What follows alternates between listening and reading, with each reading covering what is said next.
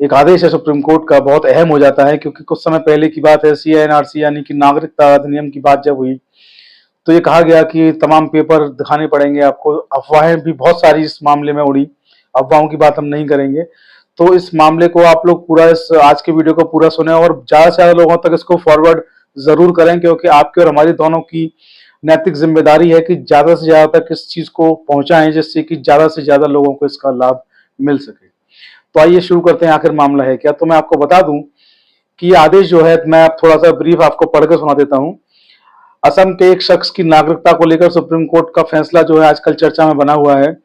मोहम्मद रहीम अली नाम के शख्स का ये मसला है, जो असम जो राज्य है वहां पर पैदा हुए। तो रहीम अली का जन्म बारपेटा जिले के डोलुर गांव में हुआ।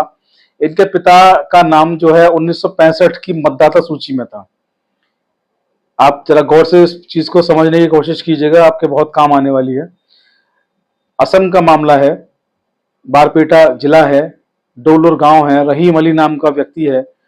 उस व्यक्ति के पिता जो थे 1965 में, उसके माता पिता का नाम 1965 में, फिर से सुन लीजिए, वहां की मतदाता सूची में उस जिले में, असम में था।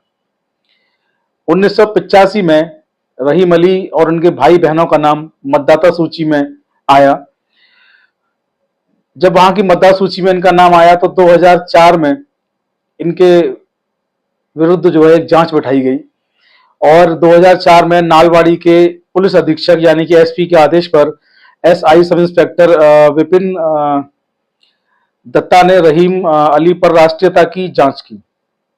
यहां से मामला थोड़ा दिलचस्प होता है, थोड़ा पेचीदा होता है। इनकी नागरिकता की जांच की गई 2004 में। नलवाड़ी के जो एसपी थे, पुलिस अधीक्षक, उन्होंने आदेश किया सब इंस्पेक्टर विपिन दत्ता को कि इनकी नागरिकता की जांच की जाए। विपिन दत्ता ने रहीम अली से नागरिकता संबंधित जो पेपर थे वो मांगे। वो पेपर देने के लिए इनको एक हफ्ते का समय दिया गया। पेपर वो नहीं दिखा पाए, तो ये मामला जो था उनके विरुद्ध वहां पर दर्ज कर लिया गया कि आपके पास पेपर नहीं है। आइए और क्या लिखा है मैं आपको ये पूरी रिपोर्ट जो हम आपको सुना रहे हैं, जनसत्ता से इसको लिया गया है। जनसत्ता में बहुत बड़ा आर्टिकल इस पर छपा है और भी तमाम सोशल मीडिया प्लेटफॉर्म पर इसके बारे में तमाम आर्टिकल्स में जानकारी दी गई है, लेकिन हम आपको यहाँ से जनसत्ता से इस पूरी खबर को बता रहे हैं। तो हुआ ये कि इसके बाद जब मामला इन पर दर्ज हो गया तो आगे जो लिखा है वो ये है कि फॉरेन ट्रिब्यूनल में इस मामले को ले जाया गया और फॉरेन ट्रिब्यूनल में जब ये मामला पहुंचा तो वहां भी इनसे कहा गया कि आप पेपर दिखाइए। वहां पर इन्होंने जो पेपर दिखाए उसमें कुछ स्पेलिंग मिस्टेक थे, कुछ नाम की जो वर्तनी जिसको बोलते हैं, ग्रामर जिसको बोलते हैं, कुछ नाम की ग्रामर जो थी वो गड़बड़ थी। तो इन चीजों को लेकर के फॉरेन ट्रिब्यूनल जो था उन्होंने जो है इनको विदेशी घोषित कर दिया। आप सोचकर देखिए, एक व्यक्ति जो हिंदुस्तान में रहता हो, जो भारत में रहता है, जो भारत का नागरिक है, जिसके माता पिता भी भारत की नागरिकता 1965 में वोटिंग लिस्ट में उनका नाम है, उस व्यक्ति को नाम स्पेलिंग गलत होने के कारण और नाम में ग्रामर जो है वो गलत होने के कारण उसको फॉरेन ट्रिब्यूनल ने विदेशी घोषित कर दिया।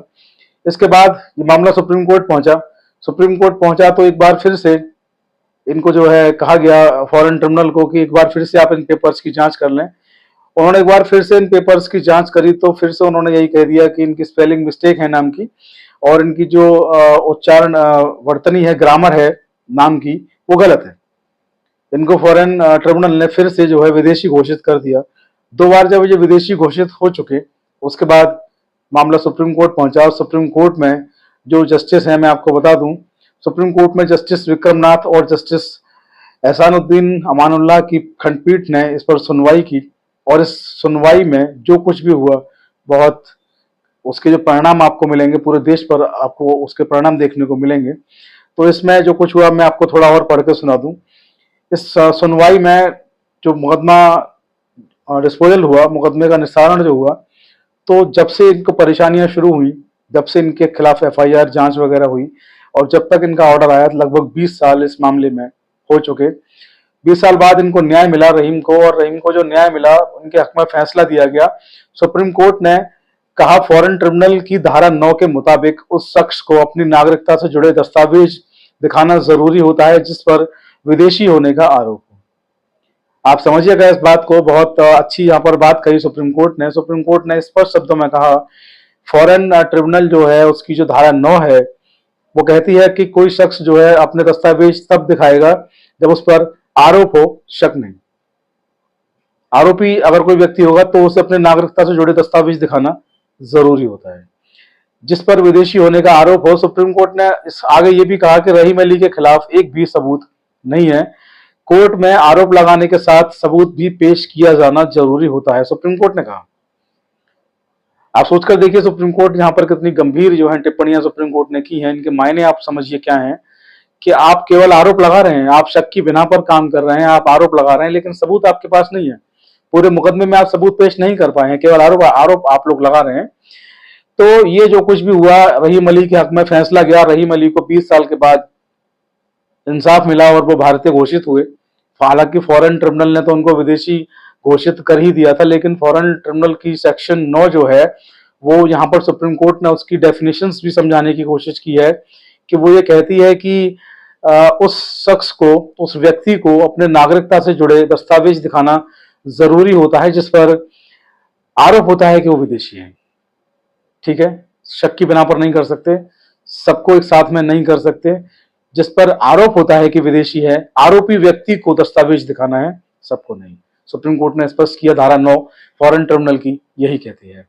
आगे जनसत्ता में लिखा है, जनसत्ता की रिपोर्ट के मुताबिक जो लोग सीए एनआरसी यानी कि जो नागरिकता अधिनियम में जो लोग उसको लेकर जो लोग चिंतित हैं उनको बड़ी राहत देने वाला ये आदेश है, क्योंकि वहां भी नाम की स्पेलिंग और नामों में छोटी छोटी गलतियां हैं जिनको कि इस सुप्रीम कोर्ट के आदेश के अनुसार सुधारा जा सकता है।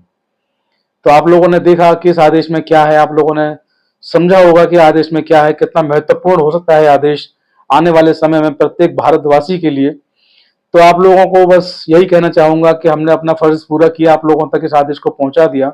अब आप लोगों का फर्ज बनता है कि इसको फॉरवर्ड करें, शेयर करें, ज्यादा से ज्यादा लोगों तक इसको पहुंचाएं, क्योंकि ये आदेश जो है पूरे देश में एक अलग तरह का आदेश है, सुप्रीम कोर्ट से निकला आदेश है। इसलिए सरकार हो, चाहे केंद्र की सरकार हो, चाहे राज्य की सरकार हो, चाहे हाई कोर्ट हो, चाहे सेशन कोर्ट हो, सबको मानना बाध्यकारी है, क्योंकि आदेश देश की सर्वोच्च अदालत सुप्रीम कोर्ट से आया है। तो बस आज की वीडियो में इतना ही। जाने से पहले और एक बात और आपसे कहना चाहूंगा कि अगर किसी व्यक्ति को संशय हो, ये लगता हो हमने बताया है सुप्रीम कोर्ट का कोई ऐसा आदेश नहीं है, या आपको इस आदेश की आवश्यकता हो इस कॉपी की, तो आप लोग हमसे इस कॉपी को हमसे संपर्क करके इस कॉपी को ले सकते हैं। हमारे लिंक आपको हमारे डिस्क्रिप्शन के बॉक्स में मिल जाएंगे, व्हाट्सएप के भी लिंक वहाँ पे दिए गए हैं। आप लोग हमें व्हाट्सएप पर, ईमेल पर या यहाँ कमेंट बॉक्स में लिख करके इस आदेश की कॉपी को हमसे आप लोग ले सकते हैं। तो आज के वीडियो में इतना ही। जय हिंद, जय भारत, नमस्कार।